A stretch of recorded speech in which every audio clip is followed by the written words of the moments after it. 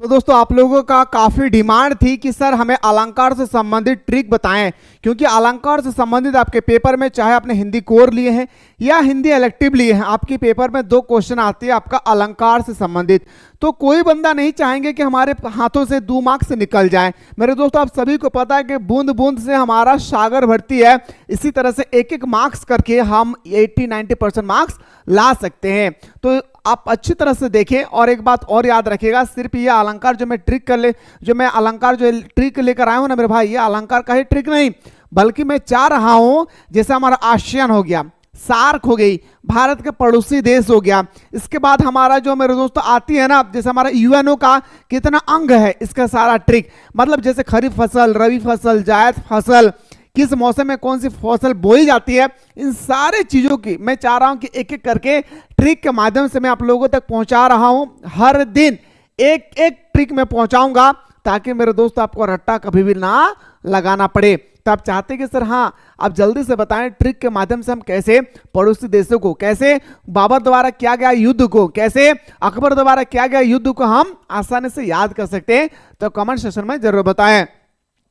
Actually मैं बात करूं ना मेरे भाई, अलंकार बहुत प्रकार के हैं, अलंकार लगभग बहुत प्रकार के होते हैं, तो सारे प्रकार आपके एग्जाम के अकॉर्डिंग मोस्ट इंपॉर्टेंट नहीं है। वह जो अलंकार आपके एग्जाम के अकॉर्डिंग मोस्ट इंपॉर्टेंट है उन्हीं के बारे में देखना है, सबको देखने की आवश्यकता नहीं है। और ट्रिक, खतरनाक ट्रिक, मरते दम तक नहीं भूलोगे मेरे भाई। पहला अलंकार आपके सामने है उपमा अलंकार। देखिए मेरे भाई, जब भी आपके पेपर में आ जाए कि सर बताएं थोड़ा सा कि उपमा अलंकार की क्या पहचान है, देखिए मेरे दोस्तों मैं शानदार तरीके से लिखा हूं, सुनिएगा।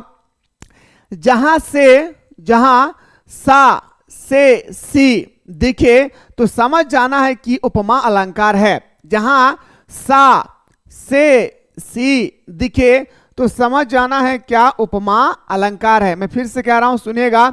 जहां पर सा से सी दिखे वहां समझ जाना है क्या है, उपमा अलंकार। अब कैसे क्वेश्चन आएगी, क्वेश्चन पे लेकर चलता हूं, सुनिएगा। जैसे उदाहरण, पहला उदाहरण ले रहा हूं कि लाल किरण की चोंच खोल हरि पद कमल से।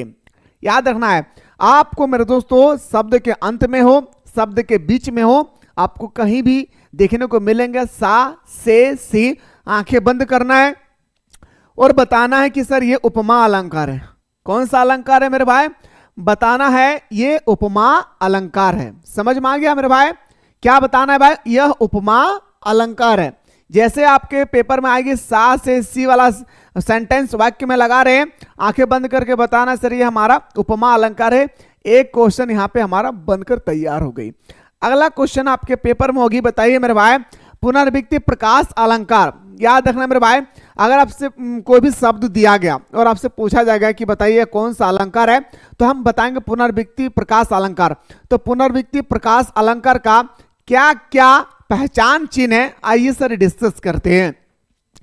एक ही शब्द का बार बार प्रयोग में आना पुनर्विक्ति प्रकाश अलंकार कहलाता है। और ट्रिक अगर अच्छा लगे मेरे शेर सुनियो तो आप लोग कमेंट सेक्शन में जरूर एक बार बताएं। मैं फिर से कह रहा हूं कि एक ही शब्द का बार बार प्रयोग में आना पुनर्विक्ति प्रकाश अलंकार कहलाता है। जैसे मधुर मधुर मेरे दीपक जला, एक सेंटेंस यहां तक कंप्लीट।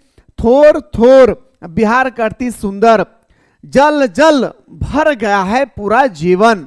क्या हो रहा है, जल जल बोलते ना, दिन दिन बोलते ना, दिन दिन, दिनों दिन तुम ये गलत काम कर रहे हो, बोलते हैं नहीं, मतलब एक ही शब्द का 2 बार इस्तेमाल हो रही है।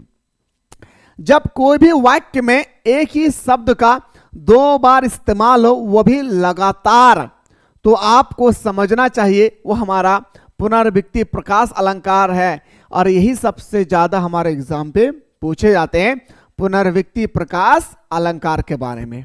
मैं उम्मीद करता हूं मेरे भाई ये अलंकार से संबंधित जो आपके पास क्वेश्चन है वो आप कभी नहीं भूलोगे। एक ही शब्द का बार बार इस्तेमाल करना, उसे हम लोग बोलते हैं क्या, तो बताएंगे सर पुनर्विक्ति प्रकाश अलंकार। जैसे मधुर मधुर, जल जल जीवन सा भर गया, दिनों दिन मैं देख रहा हूं कि यहां पे चोरी हो रहा है ना, तो दिनों दिन क्या है, तो बताएंगे सर वो हमारा पुनर्विक्ति प्रकाश अलंकार है। ये हमारा दूसरा अलंकार हो गया भाई। क्या हो गया, दूसरा अलंकार हो गया। समझ में आ रही है ना। आइए सर एक और अलंकार के बारे में बात करते हैं। सबसे आसान अलंकार है मेरे भाई। देखिए, अगर आपसे पूछा जाएगा अनुप्रास अलंकार की पहचान क्या है, अगर आपसे पूछे जाए कि अनुप्रास अलंकार की पहचान क्या है, और आप चाहते हैं सर भारत के पड़ोसी देश बाबर के द्वारा किया गया युद्ध, अकबर के द्वारा किया गया युद्ध, और उसके बाद खरीफ फसल, रबी फसल, जायद फसल, नकदी फसल, और उसके बाद हमारा यूएनओ का सदस्य देशों का अंग। मेरे दोस्तों, अगर इस सब के बारे में अगर ट्रिक देखना चाहते हैं, हर दिन एक एक ट्रिक, तो कमेंट सेक्शन में जरूर कमेंट करेंगे, ठीक है। आइए सर, और कैसा लगा ये वीडियो जरूर बताएंगे। अनुप्रास अलंकार किसे कहते हैं? जहां किसी व्यंजन की आवृत्ति एक बार से अधिक बार हो उसे अनुप्रास अलंकार कहते हैं। व्यंजन किसे कहते हैं मेरे भाई? जो हमारा व्यंजन सही हमारा शब्द बनती है, शब्द सही हमारा वाक्य बनता है, और वाक्य सही हमारा एक निबंध बनती है। इसको याद रखना है, ठीक है। तो देखिए, एक ही शब्द का बार बार यहां पे इस्तेमाल हो रही है।